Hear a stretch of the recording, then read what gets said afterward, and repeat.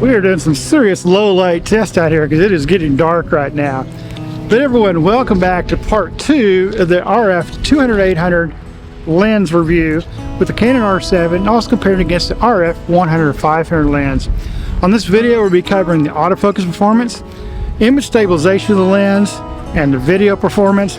We'll also be talking about my thoughts on the handling, the likes and dislikes of this lens, and what my thoughts are compared to the RF 100-500, and which lens would I choose personally for how I shoot. So let's talk about it.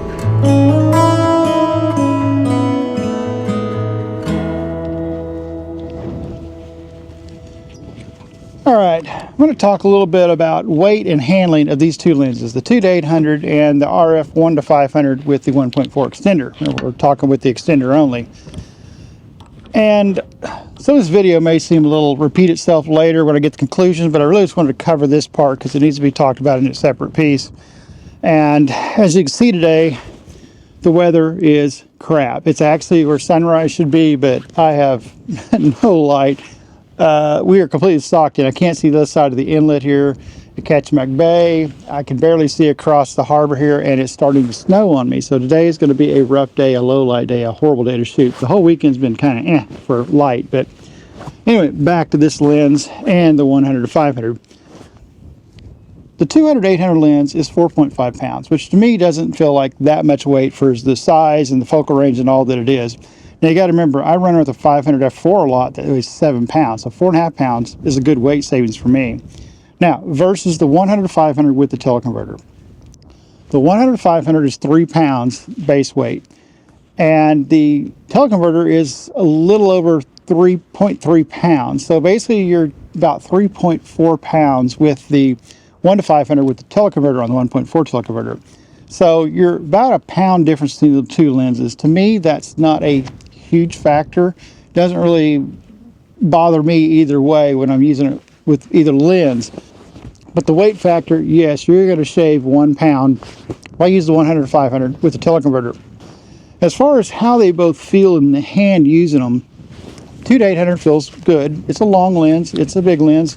When you telescope it out, you will feel some nose creep. Not a ton. I'm really surprised that there's not more lens creep. It's a decent balance back here, but you do have enough weight down here in the end where you will feel the nose dip a little bit. But it's not bad really when you're doing it, because most times you're usually going to be at those 400 to 600 ranges anyway, so not a big deal. So gimbal work with this guy is not bad, because if you set your gimbal balance up when you're at 800, I keep wanting to say 600. When you're setting up at 800, it's not bad when you're going between 500 and 800. It'll still stay fairly balanced. If you get farther back, it'll start to dip back towards the body a little bit. As far as the 1-500 with the teleconverter, now without the teleconverter, the 1-500 is a joy to use. It's really light. I like the stiffness of this zoom focal ring here better than I like on the 1-500 is too loose to me, because even when I had my 1-500, when I would tighten it all the way down, this tight and loosen, it would still, as I'm walking around over time, it would start to creep. The barrel would extend out, and that I had 2 copies of that lens, so both of them did it. So maybe I had 2 bad copies. The rental copy I'm using now does the same thing. Over time, walking around, it'll start to slowly creep out a little bit. This one doesn't creep out at all when you're walking around with it. It isn't tight, but it's not too tight. It's actually a really comfortable, to me, resistance in it. Even at the medium to tight settings, it's not bad at all to me. But back to the 1-500. Carrying around with the teleconverter, though, it's a little clunky and a little cumbersome to use, and it's about as long as this when this is closed up, but it just, for some reason, just feels clunky. And because you can't use the whole focal range, that's another thing that's kind of annoying with that lens once you put it on. And when you first go to put the teleconverter on, I always keep forgetting to extend the barrel out on the 1-500 and then put it on, because first you start to put it on, it goes, oh, it won't fit in there. You go, oh, got to extend it out some. But it's what's weird to me is, even though I know this rig is heavier, when I picked that 1-500 with the teleconverter, it feels almost the same weight to me. It's just kind of odd. It feels a little clunkier. Now, on the gimbal work, the 1-500 balances easily because it's already extended out. So you don't have to worry about when you pull back, if it pulls back, you know, bounces back this way. But also with that, you don't get the full range of the zoom on the 1 to 500 like you do with the 2 to 800. That's the main thing I've noticed on the two lenses. Even though I know it's lighter, the 1 to 500 with the teleconverter, even though I know it's all the same, they're pretty much the same, it just feels a little clunkier to use once you put that teleconverter on it. It's not bad, it's just little small things in there that feel that. So with the teleconverter, I kind of like the feel of this one a little bit better than 1 to 500. I sure like the, you know, the, as far as this tightness of the, you know, that it slides out, you know, that barrel drift that'll happen at times on this 2 to 800 versus that one.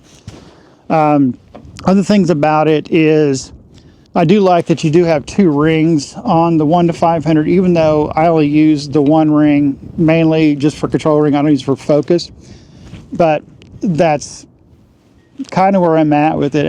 I like them both, but that's kind of my feeling about feel and weight. I still kind of lean towards this lens, the 2 to 800 over the 1 to 500 with the teleconverter. Without teleconverter, it's a different story completely, but we're comparing these out at those longer reaches is what this reviews are really about. So with that being said, I'm going to get back at her and see if I can find some, try to get some birds in flight and stuff like that today, but this may be a day where I don't get a whole lot. It is cold, miserable, snowing, and dark. So hopefully get a little more light later. I only get about 5 hours of light here from about 11 o'clock to 3 o'clock is it. As you pretty much after that, you've got no light. I mean, you don't have much light to start with, but that's where we're at. So let's move on, see what else we can get. I'll talk to you in a bit.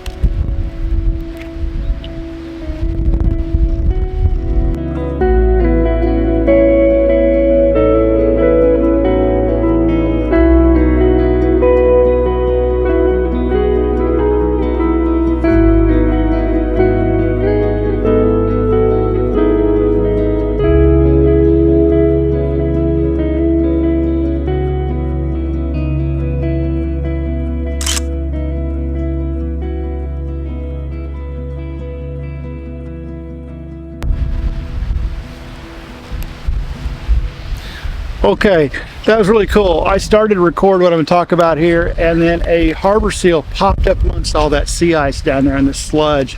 That was really cool, so I got a little bit of footage of him. But now to what I was going to talk about was actually the image stabilization and the video capabilities of these two lenses. We'll start with this lens first. So the 2 to 800 lens have a non-stabilized body like the R8 and the R10, non-IBIS body. You're going to get 5.5 stops of image stabilization. If you have a stabilized body like the R5, the R7, you get 7.5 stops of image stabilization. If you're shooting the RF 1 to 500 with a non-stabilized, you're going to get 5 stops. If you're shooting with a stabilized body, you're going to get 6 stops. And I see on the R5 sometimes you can get 7 stops with that. So it varies what places I've read about the R5 with the 1 to 500. With Canon, they say 6, but I've seen 7 also in some publications. So we'll go somewhere between 6 and 7. So you do get about a half stop better image stabilization with the 2 to 800 versus the 1 to 500. But that half stop at 800 is negligible really with me. Now, let's talk about video. 1 to 500, we know, is great with the R5, the R7, or the stabilized bodies. And it works really good with the R8. I've used it quite a bit with the R8. And with the 2-800, works just as well. Now, when you get out to 800, you're basically shooting through a straw. You're shooting a long way. So if your subject is really filling the frame, just like I talked to the 800 f11, when you get out to those ranges, or I'm shooting my 1000 millimeters with a 500 f4 with a 2x extender. Sorry, I got boats coming into the harbor here, honking their big old horns. You got to be careful, because any little movement at that range, you'll get larger movements near your animal. So when it's filling your subject, you have to be really careful. Now, all the video I shot at this during this last video and this video has all been handheld. I've not put it on a gimbal. Normally when I shoot video, especially anything past 400 millimeters, I'm usually on a gimbal if I can, to stabilize that footage where it's not as shaky, or I don't make big movements. Because if I'm panning with the bird and I get where I can't twist my body anymore, I gotta move my feet, that's where you may see a jerk. So if I'm on a gimbal, it's much easier, because it's always going to be smooth on a gimbal when I'm shooting around there, or video hit. This lens that I've used, like you see the footage I've got here, it's extremely stable, even when I'm zooming in tight on subjects and things like that. Now, of course, when you shoot video, you need to find a way to bring your elbows in and really brace them against your body, or like I was using earlier, use your knee as another focal point, kind of like your gimbal. You got to find ways to kind of stabilize that the best you can, especially when you're shooting longer distances. Short distances, you can just hold it and be fine, like 200 millimeters. But when you're at f800, f500, those ranges, it's a little more difficult to keep your camera steady. But the image stabilization, these really help. It's rock steady. It's really close to where Nikon is with their Z9 180-600 and some of those lenses. Not as good, but we're very, very close. The Nikon stabilization between the lens and the Z9 is out of the park. But with this R7, which is a much cheaper combo, extremely stable video is what I'm trying to get to. Long story short, I know I go on too long about a lot of things, but I really like the video capabilities and the image stabilization, especially when taking stills with this lens and with the 1-500. We'll go find some more stuff to talk about with this lens, but for now, I'm going to see what else I can find in this harbor to shoot. Talk to you here in just a little bit.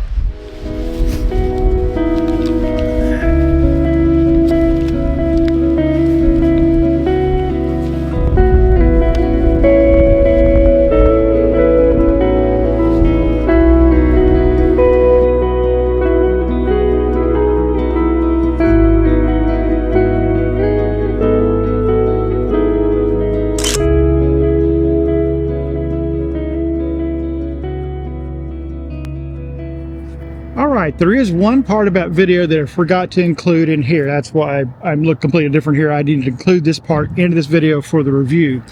So one thing about video that I found out while using it, and I found this out on the first day, and I'm recording the video part on the 4th day, so that's why I forgot about it, because I had changed the setting early on and forgot that I had changed it. So what is that? Well, when shooting video with the Canon R7, what I noticed was, as I'm shooting and everything's stable and smooth, and then all of a sudden it would start to shake and vibrate. Everything would just shake, and then it would stop. And then a little bit later, it would shake again, just like somebody was shaking the camera real hard. And it would keep doing this every once in a while. And it took me for a long time to figure that out. And then I was using the Canon R8 to look at it for a bit, and I didn't see that. So I started looking at the settings, and what I found was I had image stabilization on the lens, which what you should have. But what I noticed on the Canon R8, I had image stabilization in the body. It was digital there because it doesn't have IBIS. I looked on the Canon R7 and looked at the settings under video, and image stabilization was off. You have off, on, and enhance is the 3 you have. So once I turned the image stabilization on the camera on video, everything smoothed out. It didn't have any more problems. So if you're shooting video, especially on the Canon R7, I'll need to test this on the R5 when I do the video about the R5 with this lens also. We'll check and see if it's the same case. But make sure you have in the video mode image stabilization turned on, and then it works fine. So that was the fix there. So that was the shake that I saw, and if you turn it off on the body, you'll get the shake. So all right, back to the video as programmed earlier. Okay, there is one thing I don't like about this lens, and that's this lens hood. This guy pops off so easy. I have knocked this thing off numerous times, And one day when I was out earlier in the week looking for river otters in Anchorage, and I was walking along when I picked the camera up, didn't see the lens hood. I had to walk back about 3/4 of a mile down the trail to find the lens hood sitting in the snow. So I didn't even notice I knocked it off when I set it back down and bumped against my body. So I will be finding a replacement lens hood for this thing, and probably one of the Zemlin ones. I'll do a video about Zemlin lens hoods. Look them up. They're fantastic replacement hoods.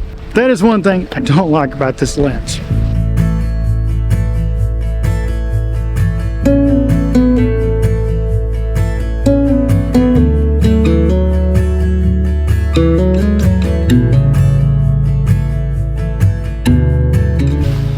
Now, the challenges of a higher fixed f-stop. As we talked about earlier, aperture. When your base aperture of the exposure triangle is fixed at a minimum of f9, then the only place you increase your exposure is your shutter and your ISO. You can only go so high with your ISO due to noise, which means your easiest way to get more exposure is with shutter speed in low light situations. And this with the image stabilization will need to be good enough to handle getting shutter speeds down to 1/200th or 1/160th of a second. And with birds in flight where the light isn't sufficient, this will be a challenge with the 2-800, but no more a challenge than it is with the 1-500 at 500 millimeters, because it's f7.1 at 500 millimeters on the 100-500, and at 500 millimeters to 200-800, it's f8. That's 1/3 of a stop, which is negligible, until we get, as we talked earlier about, getting to those 12,000 plus ISO ranges that really hurt the image and detail and will start lacking regardless of which lens or f-stop scenario exists. Remember, we're talking about 500 millimeters here, at that 500 millimeters. Now, once we hit the 800 millimeters, the 2-800, or the 700 millimeters, the 1-500 with the teleconverter, we're now flipped on the ISO performance, and we have more reach with the 2-800 and a better depth of field. And to get to 1-500, 800 millimeters, you're going to have to engage a 2x teleconverter, and now you're f14. And now you're in that yeah-nah range in birds in flight in all but the best light. Another thing to consider when judging the focal range and aperture range of this lens is what are your options within the Canon ecosystem to reach 800 millimeters, short of spending $12,000 or more. Well, your first choice that exists out there is the EF 100-400 with a 2x teleconverter. And now you're at f11. It's more than the f9. The RF 1-500 with a 2x teleconverter. Well, now you're at f14. Again, to get to 800 millimeters, right? Because the 1.4 is 700 millimeters. So you're at f14. Again, way higher than f9. You've got the RF 100-400, 2x teleconverter to get 800. You're at f16. Once again, way too high. If you shoot a Tamron or Sigma, the 150-600 with the 1.4 teleconverter, yeah, you're at f9, right with the 2-800. But the problem with the Tamron Sigma is that the EF versions have issues with autofocus, a little bit of pulsing with the RF cameras with the EF glass for Tamron Sigma. You can go with EF 500 f4, 2x teleconverter, f8. You're better, but you're spending between $5,000 and $9,000 for that lens. And then you have the EF 400 DO with a 2x teleconverter at f8. Great, but the problem is, are you able to find one of those lenses, the 400 DO, or do you even know about the 400 DO that existed? And it's out of commission, it's out of repair status with Canon, so getting parts will be really hard to get. But what you'll see now is the 2-800 lens, what I'm trying to get to at f9, is really in line and really one of the better options out there besides spending, you know, $6,000 to $10,000 to $12,000 or more to get that focal range and that depth of field and that aperture. So I think it's really in line and really where it needs to be as far as that goes, especially for the price, which we'll get into later.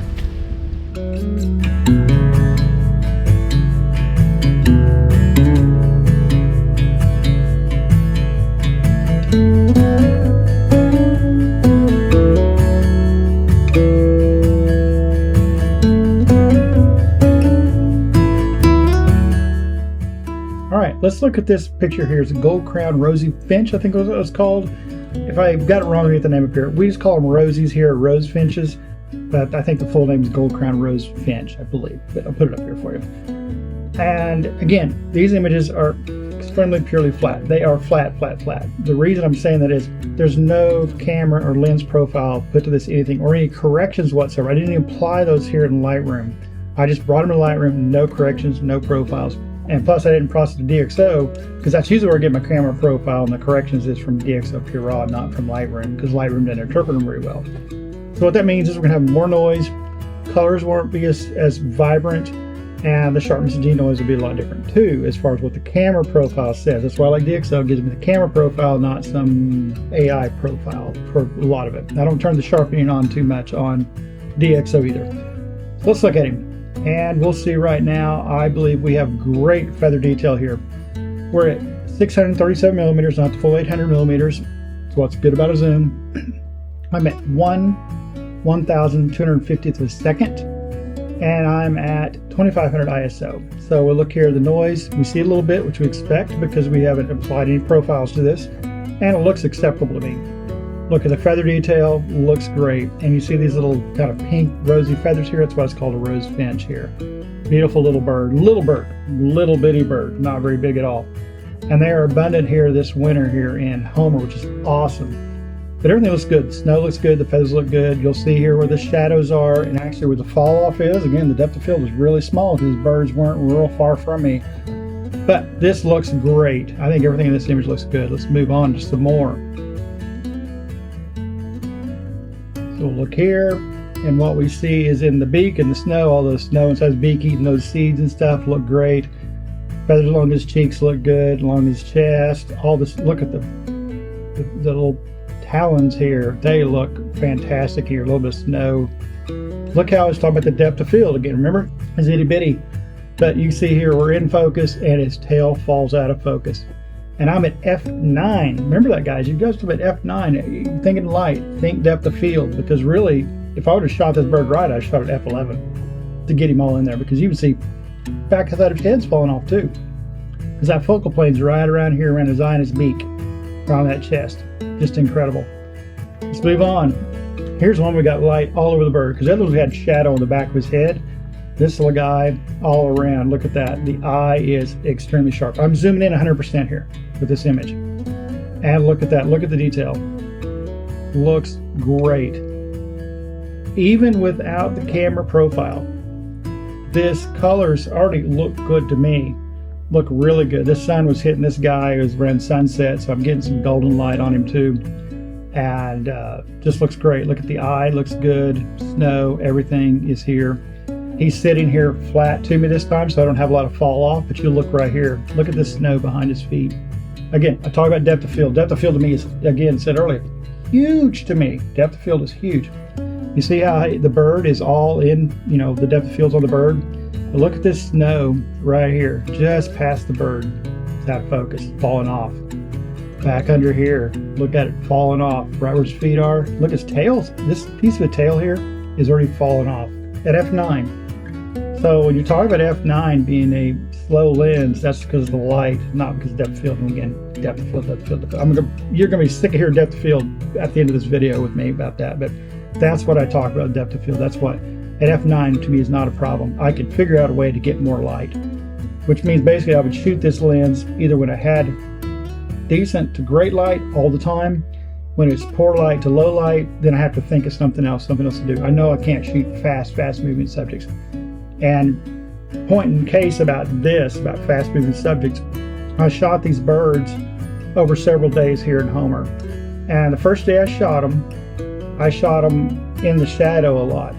So I was shooting in this 300 or so shutter speed up to maybe 640, somewhere in there on that shutter speed.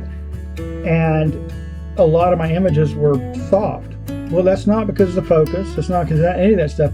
That's because I had too slow a shutter speed and the birds were just moving just enough to cause enough motion blur there to make the image look soft. And also, the Canon R7, in low light conditions like that, it will not give you as crisp an image in low light if you're shooting these slow shutter speeds. I've found that out. So if I'm shooting in shadows, I always try to push that shutter speed as high as I can. I didn't on this case because I was trying to play with the shutter speed and test this lens out against those things. So that is a lesson with the R7, is try to push that shutter speed as high as you can get it for the motion, past the motion you think you need.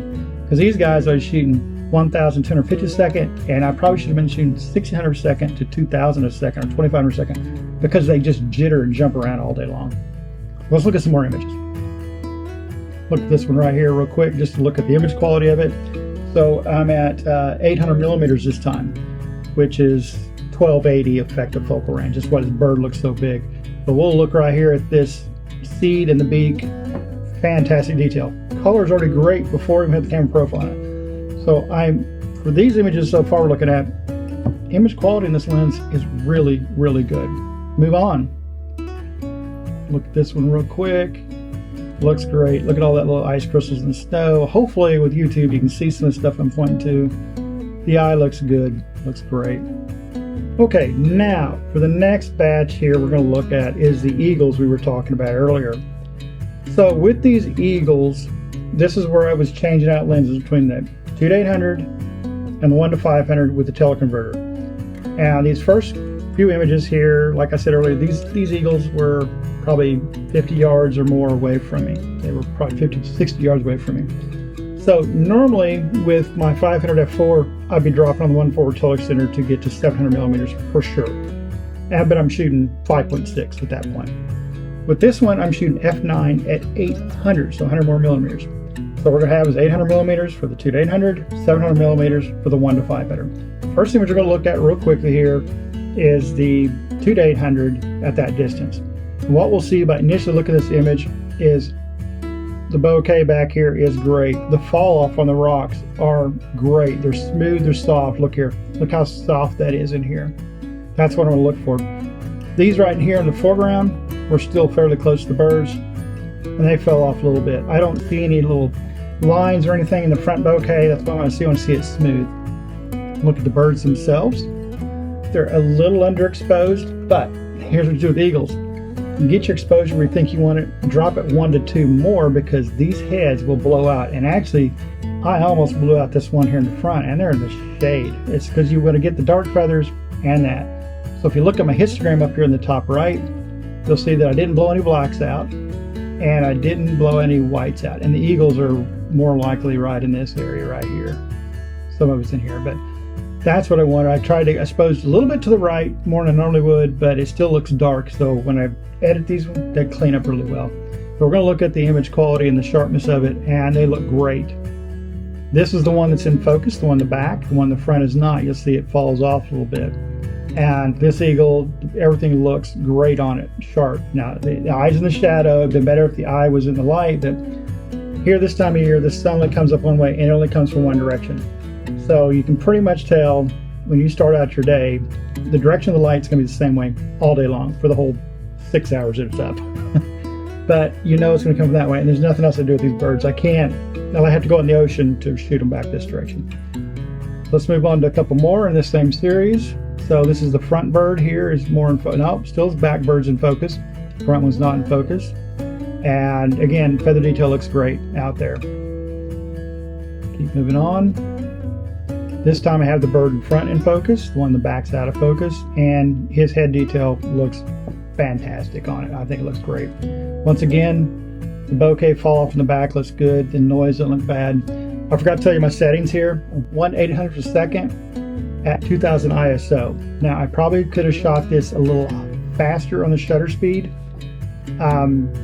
but I still was able to freeze the feathers. A little bit of blur in here on the feathers of the wind, because the wind was blowing these guys around quite a bit. Let's move on, let's look at some more. Here's another one. The back eagle's in focus. Looks fantastic to me. The image quality on this one's great. And I'm also not seeing any color fringing right in here where I'd expect to see color fringing. I don't see any. What I do see is the reds from the feathers as the light's hitting it, and the natural colors that are in here that should be in this bird. But I'm not seeing any color fringing in any of these areas where I have lines. Another one here. What's happening is I've got some grass in front of me that goes in front of these birds every once in a while, so that's why this image here, look how clean it looks, and go to the next image, look how it looks like it's got a mist filter or haze filter, like gold moth filter on it. That's just actually a piece of grass that went in front of the bird. So those all look good. All right, I'm going to show you the very first of the 1-500 with the 1.4 extender, so I'm at 700 millimeters. So this is the 800 millimeter image right here. Okay. Very next image is going to be the 700 millimeters from the 1 to 500. See the difference in the size of those two? A lot of difference. Now, not a ton of difference, but a lot different. And my settings are exactly the same. 1/802nd, 2000 ISO. So here's this one, so how much brighter this is. Go over the other one, see how much darker it is. And that's because you're shooting f9 versus f10. So not a big deal, barely a third of a stop, but there is a difference there. Let's look at the image quality of it. So look here, it looks pretty good. This does look a little softer on this bird here. This could be just this image. It could have been motion blur, which it may be more likely. Let's look at some more images, see if we get any better. Looks about the same to me. I did increase my ISO here to 3200 to match the other camera, which means I raised it a stop of light to get it there. So that's, 9 to 10, that's going to happen. You're going to have to raise it one more stop from 2000 to 3200. Actually went 2 stops up. And the next thing I want to talk about is the bokeh.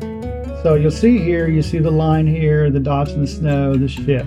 So that's what we're looking at. Let's go back and look at the 800 millimeter image. And you'll see that that line and everything back here is much smoother. See how much smoother, out of focus it is. See how the balls were even smoother and softer back here. So that's what you get when the difference between 800 and 700 millimeters, f9, f10, that depth of field, compression, the bokeh is going to be a little more pleasing. They both look fine. They don't look horrible, but that's just the difference there. Now let's look at the 1 to 500 without the teleconverter. So that's this image here. Look at that difference from 700 millimeters to 500 and then 800. That's 800, that's 700, that's 500. So real quickly at 500 millimeters, 7.1, same distance to the bird. But what you can see is the difference in the bokeh in the background. Real quickly with 500 millimeters at 7.1. Drastic change here, the way the rocks look, how these rocks look back here. There's more edges to them. You do get more bokeh balls out of the ocean instead of smooth ones, the light that's hitting it. And you can also see the Tustamina back here, which is the ferry that goes to Kodiak and other islands down south of here out of Homer. How it looks, you can tell it's actually a boat. In the other images, you really almost couldn't tell it was a boat on the 800 millimeter. And you can also see the mountains with the lights back there. Again, not a bad image. You can crop into this image and get a similar image, but you'll see you get bokeh balls. And of course the rocks in front, they're a lot more in focus. These ones way over here are the ones that are finally out of focus. These are in focus. That's the difference in your depth of field. So now I put the 2 to 800 back on and I shot this at f9 at 291 millimeters just for giggles, and that's the image you get. So next I put the teleconverter on the 2 to 800 lens, which gives me f13 on the f-stop and 1120 for the focal range, which is actually 1792 for effective focal range. We're getting out there now, almost 800 millimeters, but our depth of field is at 1120 at f13. Still really, really narrow. And by looking at this image real quickly, look how much bigger it is. Much, much bigger. Image quality. Looks good. I don't have the sharpness on this image here. Again, what happened is that piece of grass went in front of these guys, so it's like shooting through a diffuse filter, but not bad. See if I got one where it's not. Here we go. So I can see that grass. I can see the yellow hint to this. This is right across both these eagles. His beak's not in it. Let's see if I find one where it doesn't hit them. This one didn't hit them. Okay, so we got. So it looks good, but the problem is I'm at 1/800 and I can see motion blur in these feathers. That wind's blowing his feathers around. This guy here, the feather detail looks good. It is actually in between the two birds. It's not hitting either bird, but the detail looks good on the front eagle. Let's look at the next one. Here we go. All right, this one looks good. Right here, feather detail looks just as good as without the teleconverter. Maybe a touch softer, but not a whole lot. Nothing that once the camera profile hit it, it didn't fix it. Look down here at these feathers in the chest, the snow here. Detail looks really good to me.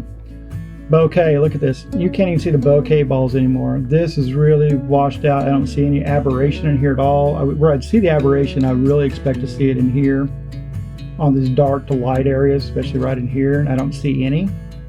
Looks good. Bokeh looks good back there. Bokeh in front. Not a whole lot. I didn't have a whole lot, but even this rock right in front of it's blown out pretty good. Looks good to me.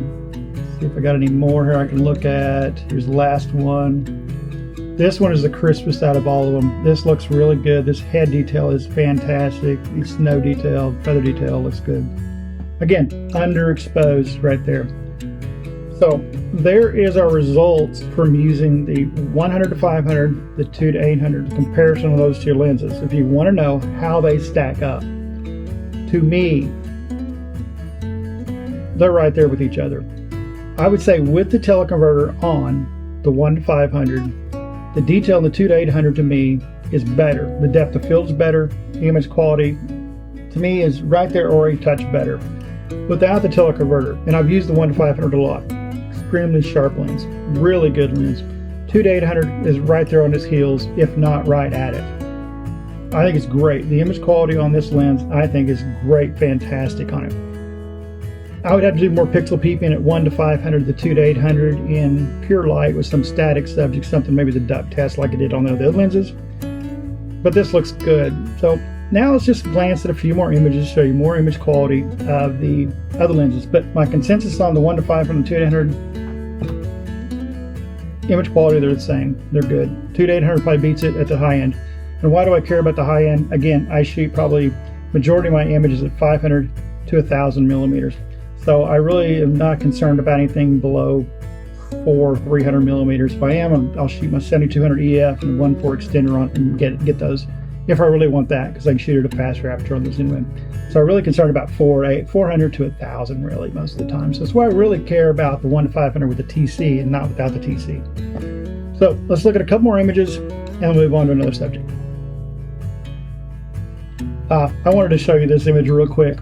I just thought it was a cool image because here's this eagle sitting here and look, there's a flag right behind him.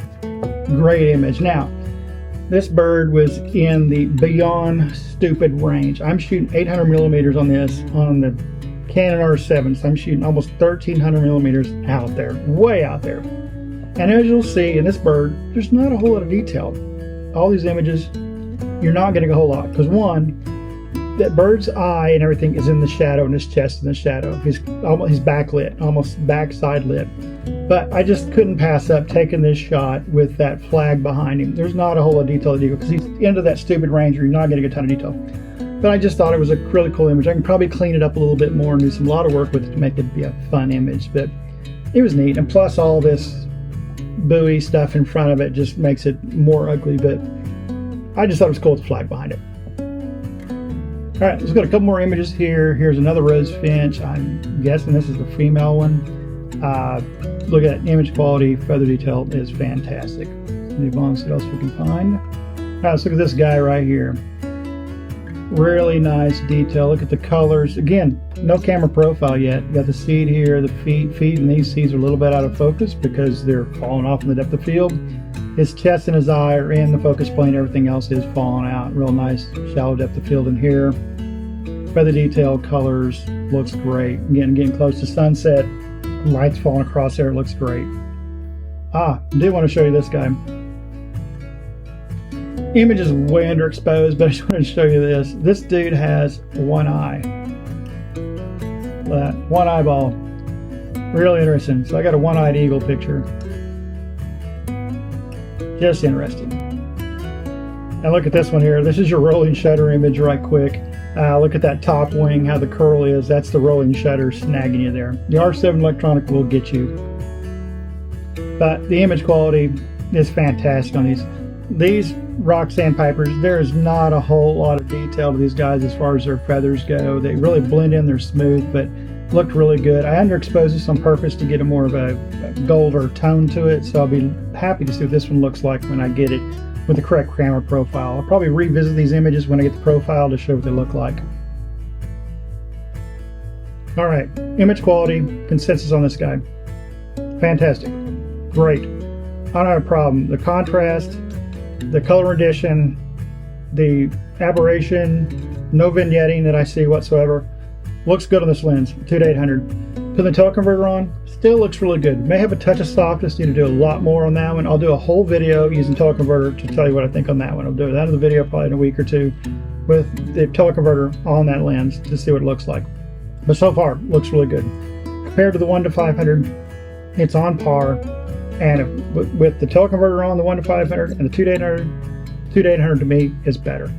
That's just my opinion of how I shoot, what I've seen, what I've used it for the past 4 or 5 days. And I've shot that in the past before the 1-to-500 a lot. Used to own it twice. I've owned the lens twice, sold it twice. Reasons being we'll talk about later. But anyway, that's the image quality. Fantastic on this lens. Okay, on to the features, feel, and handling of the 2-to-800 lens here. For starters, the lens feels really good in the hand and daily use to me. I really like it.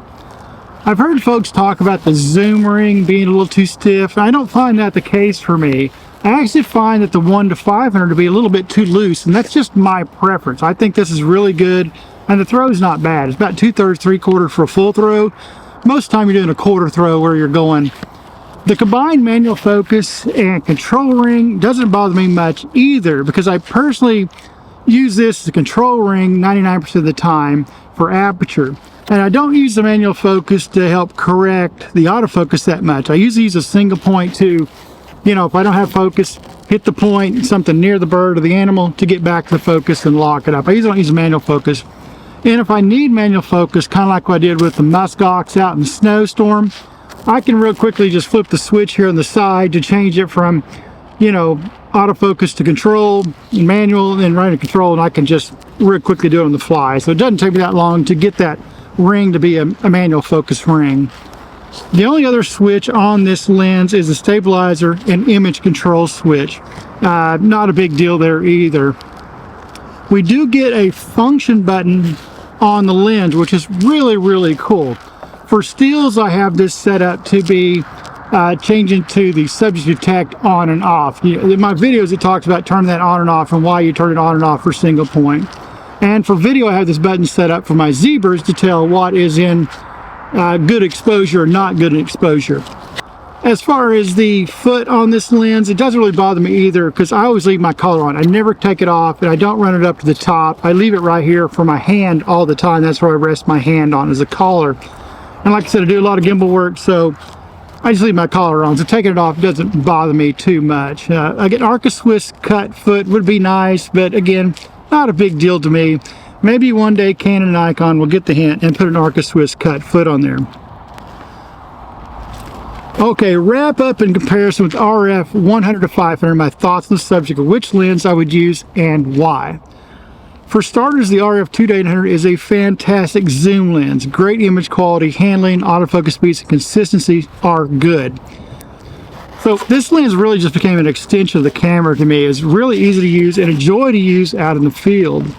And the ability to really fill the frame with small birds was extremely, extremely welcome, especially on this trip with these rosy finches. And being able to pull back to, you know, from 800 to 600 to 500 and to 400 was very welcome also, especially again with these little birds as they got close to me and away from me. On bigs, when being close, like with the muskox for the last video, 200 millimeters was almost too much on the R7, but this takes me to another point.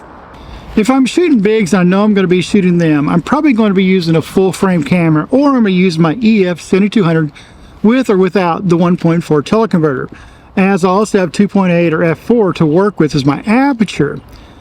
So basically I'm either going to run that lens only, or I'm going to be having this lens or my 500 f4 and having the 7200 in my pack as I'm out in the field. That gives me the best of both worlds. So how does that stack up to the RF 1-to-500 lens? Well, for me, I prefer this 2-to-800 over the 1-to-500. Why? I can hear you now, you're going, dude, Scott, you're nuts. Well, the 1-to-500 has always bugged me at its aperture range and for its price. It's one of the reasons I've owned it twice and I've sold it twice. And another big reason why is I have a 500 f4 prime. A lot of you don't. And if I didn't have the 500 f4 prime, I probably would have held on to the 1-to-500. That's because there's just no other alternatives for a lens like that at 500 millimeters in the Canon ecosystem, unless you go with the EF 1-to-400 or the Tamron, which those two really don't work. The 1-to-500 is better. But I had the 500 f4, so the 1-to-500 kept going away.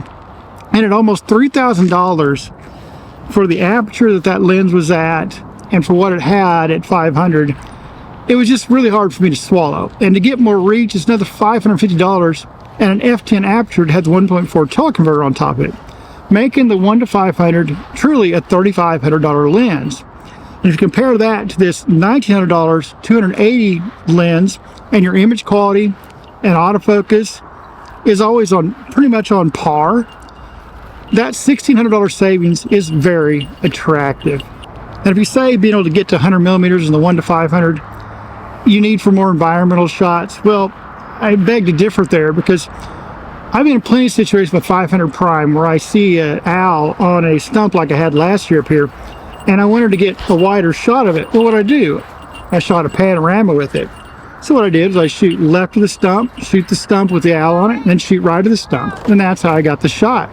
And I even shot a shot out here where I was shooting sunset with this lens, and I brought it back to 200, and I did a panorama like that and stitched it together. So if you're stuck out with these and you need to get a more environmental shot, it's super simple to do. Just take your shots, succession, overlap them, make a stitch, and you're good. So yes, for me, the 2-800 will stay in my bag over ever owning the 1-500 again. It's just on par and at longer focal ranges and superior to the 1-500 when it gets out to those longer ranges. And 95% of the time, I'm shooting at 500 to 1,000 millimeters in my field work. And the 2-800 just fits that bill for an all-around lens for wildlife. I'm glad this lens came out, and I'm happy with the price point and what this lens is. Well, that is it from Homer, Alaska, guys. That is my review of the 2-800 lens with the Canon R7 and my thoughts on it. Leave me your comments about what you think about the lens, what you thought about this video, and your experiences with this lens or the Canon R1 to 500, all those type of things, and the R7.